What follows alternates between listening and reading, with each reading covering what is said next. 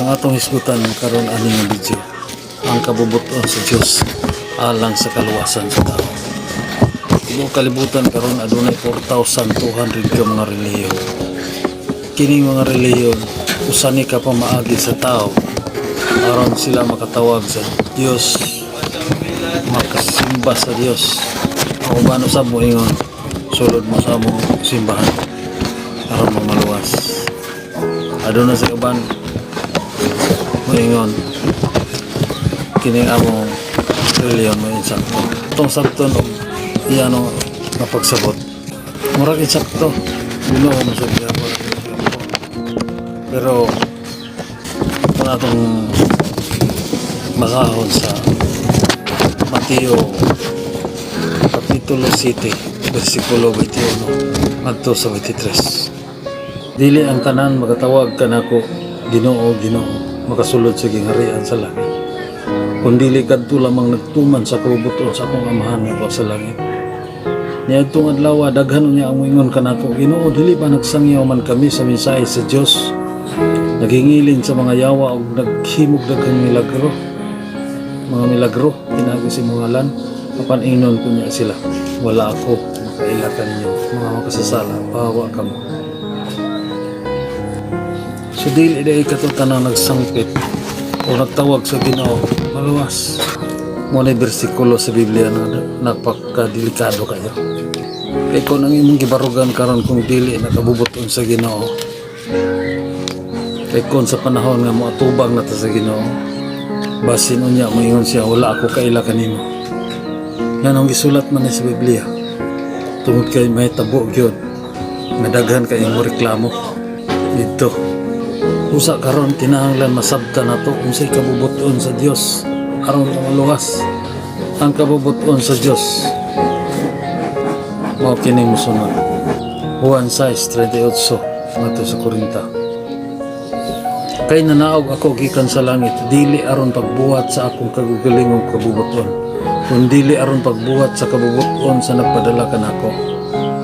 Kini mao ang kabubuton sa nagpadala kanako nga dili ako kawad-an bisag usa sa tanan nga iyang gihatag kanako. Hinuon banhawon ko silang tanan sa katapusang adlaw.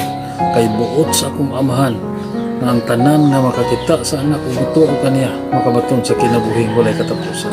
Ug baganhawon ko sila sa katapusang adlaw. So nanaog si Hesus dinhi sa kalibutan aron pagbuhat sa kabubuton sa amahan. Unsa may iyang gibuhat dinhi sa kalibutan? Ang iyang gibuhat dito sa cross. Iyang pagkamatay dito sa krus. Wala siya sala. Dapat siya namatay alang sa atong mga sala. Huwag si kinsa ang mutuo, banhawon niya sa katapusang adlaw. Sa unsang paagi man siya nanaog, sumala sa Juan 3:16. Kay gihigugma pag-ayo sa Dios ang kalibutan. Ug tungod niini gihatag niya ang iyang bugtong anak aron ang tanan nga motuo kaniya dili malaglag kun dili makabaton hinuon sa kinabuhing dayon. Ikaw ug ako gihigugma pag-ayo sa Dios. Tungod sa maong gugma, siya mo'y nangitag paagi aron ikaw ug ako maluwas ug dili malaglag sa impyerno. Ang paagi sa Dios nga iyang gihatag ang iyang bugtong anak nga si Ginoong Jesucristo dinhi sa kalibutan sa paagi nga anak siya na agi ni Maria nga ulay. Ug si kinsa ang mutuo kaniya dili malaglag kung dili makabaton hinuon sa kinabuhing dayon. Apan unsa may itong tuuhan kaniya? Sumala sa 1 Corinto 15:1 ngadto sa 4. Mga igsoon, ay numduman ko kamo sa maayong balita nga giwali ko kaninyo. Gidawat ninyo kini o gibarugan ninyo ang iyong pagtuo. Mao kini ang maayong balita. Ang mensahe nga akong giwali kaninyo, maluwas kamo pinagi sa maayong balita. Kung magpabilin kamo niini nga malig-on gawas kung taphaw lamang ang inyong pagtuo. Gitudlo ko kaninyo ang akong nadawat nga mahinungdanon kayo. Kini mao nga si Kristo namatay alang sa atong mga sala ug sumala sa nasulat sa kasulatan. Gilubong siya og sa ikatulo ka adlaw, gibanhaw sumala sa nasulat sa kasulatan. Ang hugot natong tuuhan kang Ginoong Jesucristo mao ang maayong balita, ang iyang kamatayon dito sa cross ug ang iyang pagkabanhaw. Mao kini ang maayong balita nga makaluwas kanato. Sumala sa Hebreo 9:22. Sumala sa balaod hapit ang tanang butang kahinluan pinaagi sa dugo. Ug mapasaylo lamang ang sala kun kini kapaagasan og dugo. So balaod sa Dios kinahanglan dunay dugo nga mapaagas sa sala. Ug kinsa man dugo ang makahugas sa atong mga kasalanan. Sumala sa 1 Pedro 1:19. Giluwas kamo sa bililhong dugo ni Kristo kinsa sama sa nating karnero, walay buling o mansa. Ang dugo lamang ni Ginoong Hesus na may makahugas sa atong mga kasalanan nga walay buling o mansa sa sala. Putli nga dugo, pinakabililhon nga dugo. Sumala sa 1 Juan 1:7. Juan 1:7. Apan kung magpuyo kita sa kahayag, ingon nga ang Dios ana sa kahayag magkahiyo sa kita. Ug ang dugo ni Hesus nga iyang anak maghugas sa tanan natong mga kasalanan. Ang dugo lamang ni Ginoong Hesus ang makahugas sa atong mga kasalanan. Kung ikaw karon mahugasan na sa dugo ni Ginoong Jesucristo, na pa ba'y mabilin? Wala na. Ang sala nimo sa una, karon nimo mga kasalanan, hinlo na. Daw kung makasala na po kasunod panahon, sunod tuig, sunod adlaw, pwede yung pausap ng imperno. Apan sumala sa Hebreo 10:14. Busa pinaagi sa usak sakripisyo, gihingpit niya hangtod sa kahangturan kadtong nahinluan sa sala. So ang sala nimo sa una karon og sa umaabot ng mga kasalanan, hinlo na gini Ginoong Jesucristo. Pinaagi siyang dugo. Apan sa unsang paagi man ta mahugasan sa dugo ni Ginoong Jesucristo. Mao ni pinaka-importante nga atong masabtan og maayo. Sa unsang paagi man mahugasan sa dugo ni Ginoong Jesucristo nga atong masala. Kinahanglan imo siyang dawaton sa imong kinabuhi kay sumala sa 1 Juan 5:12. Ang midawat sa anak may kinabuhing walay katapusan. Apan ang wala madawat sa anak sa Dios wala makabaton sa mga kinabuhi. So ang madawat lang sa anak may makabaton og kinabuhing walay katapusan. Apan agatong dili mo dawat kaniya, dili makabaton sa mga kinabuhi. Diba sa John 3:16, kay gihigog na pagay sa Diyos ang kalibutan, tungod niini gihatag niya niyang bugtong anak, kasi bisan kinsa ang matuo dili malaglag kung dili makabaton hinuon sa kinabuhi dayon. Diba gihatag siya sa Diyos naman. So kung doon ay ihatag, hindi ka mudawat. Saan man ang pagka-angkol? So importante ang mudawat. Okay, nag-ingon sa 1 Juan 5:12, ang may dawat sa anak may kinabuhi walay katapusan. Apan ang wala mudawat sa anak sa Diyos wala makabaton sa mga kinabuhi. Importante ang pagdawat gala. Apan asa man siya ron saan pagdawat siya. Sumala sa Mateo 18:20. Kung may duha o tulo nga nagakatigom sa akong ngalan, anaapuban kanila. So pila man takabok, tapo ka rin, tanaw ka rin. Pila man takabok. Ikaw nagtanaw, ako. Duwata. Saan sa Ginoo kay dili sa makakon siya may duha o tulo nga nagakatigom sa pangalan na ako uban kanila. So niya siya karon pinaagi sa iyang walang espiritu. Kaya ang pulo sa Ginoo dili walay kapagbitan sa Dios. So atong saligan nga kini nga iyang ngalan nga itong kisgutan karon. Atong saligan nga niya siya karon nagkanato. Sumala sa ipadayag 3:5. Nagtindog ako sa pultahan ug nagtuktok kung kinsa katong makadungog sa akong tingog moabli sa pultahan. Mosulod ako siyang balay, mukaon siya uban kanako. Kigsalo kaniya mukaon siya uban kanako. Aniya siya karon nagatuktok sa imong kasing-kasing. Imo desisyon ang iyang ipaabot kung dawat ba kaniya. Isip Ginoo manluluwas imong kinabuhi. Dili kaniya pugso. Katagan kaniya sa Ginoo respeto. Respetuhan kaniya. Kung mo sulod ba pasudlon ba siya nimo. Siya makasing-kasing karon. Kaya kung imo siyang pasudlon sa imong kasing-kasing, imo ablihan ang imong kasing-kasing pinaagi sa pagkampo. Musulod siya sa imong kinabuhi sa niya, musulod siya. Makikuban siya kanimo. Pinagi siyang balang espiritu. Kung imong desisyon karon ito lang imong sandawato sa imong kinabuhi. Kasing-kasing. Aniya sa kasugyot sa pag-ampo. Mo sunod ka lang sa pag-ampo apan ikaw ang Ginoo na mo nakikistoryahan ay. Di ko lang kung instrumento ni ini nga buluhaton karon. Di gamit mo sa Ginoo. Ano ang pag-ampo? Ginoo Jesus, Hesus Kristo, nasayod ako nga ako usa ka makasasala.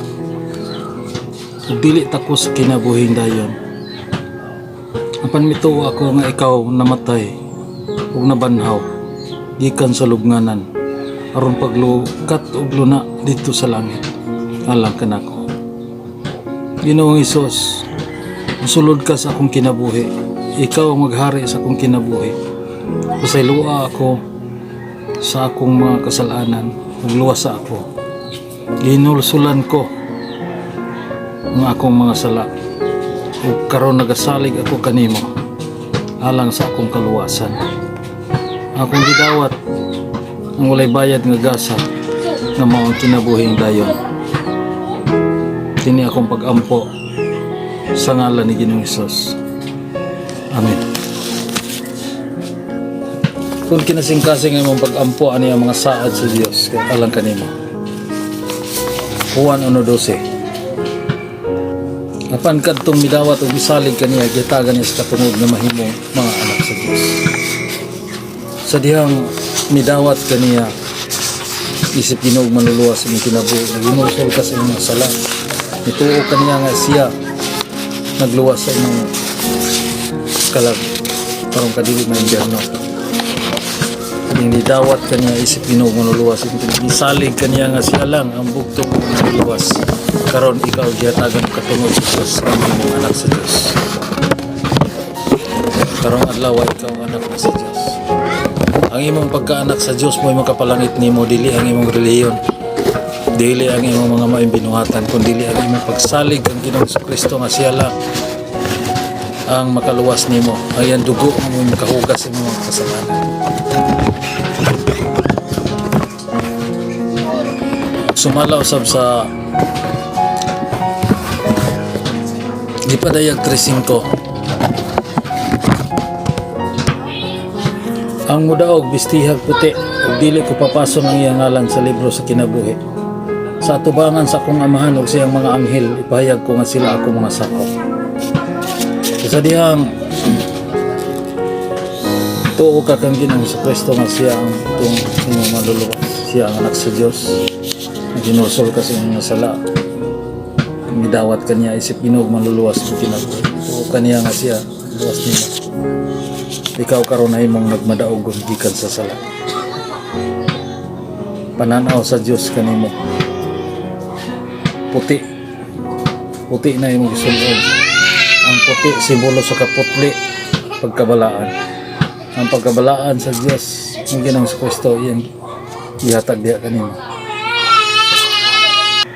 Saad niya ang imong ngalan dili na niya papason. Kung ang imong ngalan na lista na dito sa libro sa kinabuhi, saad niya dili na niya papason. Saad niya ang abot nimo dito sa langit ipahayag niya nga ikaw ituo ka niya dito sa kalibutan. Kini siya ituo niya nato dito nga ako may nagluwas niya. Ako namatay alang sa iyang mga sala. Midawat ka na sa isip Ginoo ng luluwas sa kinabuhi. ipahayag kaniya dito nga sila ako nisakop na ko ituon ako na dito. Sumala usab sa Roma 8:1. Tungod niini karon dili na hukman sa silot ang nahiusa kang Kristo Jesus. Tungod niini sa dihang ikaw midawat misalig kang Ginoong Kristo. Dili na kahukman sa silot ato sa kalayo sa Eterno. Sa dihang ikaw nahiusa na. Sa dihang naiusa na si Kristo sa imong kinabuhi pinagi sa iyang balang espiritu. Imong dawat si Kristo sa imong kinabuhi. Isip ginagawa sa imong kinabuhi. Wala na ipaghukom sa silot ato sa kalayo sa Eterno. Saan na sa Ginoo. So hinaot ika nga inyo kanina. Doon na may nakuha ng pagtulungan na nga video. Ay, importante yun kanya kamatukuran na atong paharion si Kristo sa atong kinabuhi ay kung walay pagpaagas sa dugo ni Ginoong Kristo at ay kapasayloan sa atong mga sala. Bisan pa kung saan ang makabuutan na ng kalibutan kung walay Kristo sa atong kinabuhi impierno ang bagsak. So mga importante gala na yung mga magsabtan unsay kabubuton sa Dios alang sa kaluwasan sa tao. So kabubuton sa Dios alang sa kaluwasan sa tao kinahanglan mutuo ka sa iyang bugtong anak na siya na namatay sa krus aron pagbayad sa imong mga sala. Siya nabanhaw sa Ginoong Kristo. Bidawat kanya isip Ginoo manluluwas sa imong kinabuhi. Kaya kung makabaton o kinabuhi walay katapusan. So mintras tinapaaning kalibutan na kinahanglan mag-reconcile ka sa Ginoo. Pusay ka sa Ginoo mintras tinapataan ng kalibutan na. Sama niya itong kriminal. Banggiit ang kriminal. Di ba, aduha man ito ka kriminal na naggilansang uban kang Ginoong Kristo. Apan usa lang ay iyang gidala. Nga naman, tungod kay ang usa taphaw man o pagtuo.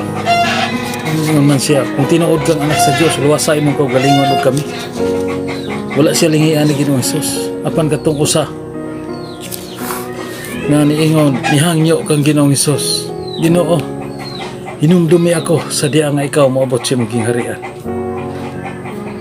So diha gilingi siya ni Ginoong Hesus. Gisaran siya ni Ginoong Hesus. Karong adlaw, ikaw uban ka nako ngadto sa paraiso. So bisag unsa niya kabanggiitan nga pagka-kriminal, pagka makasasala, ipapas ni Ginoong Hesus tanan ang iyang makasalan. Pinaagi siya pagtuo, pagsalig kang Ginoong Kristo nga siya lang ang makaluwas niya. So ingon ana usab ang mahitabo alang kanato karon. Kung atong isalig kang Ginoong Kristo, hinulsulta sa mga sala. Isalig nato kang Ginoong Kristo ang tanan natong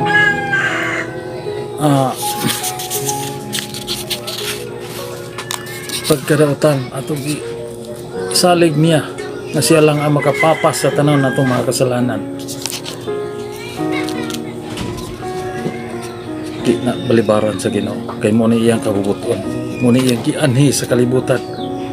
Kinsa ang mudawat kang Ginoong Kristo mo tuo kaniya ang kinasingkasi makabaton og kinabuhi walay katapusan. So hinaot nga inyo ning nasabtan ato nga video karon. God bless ninyong tanan.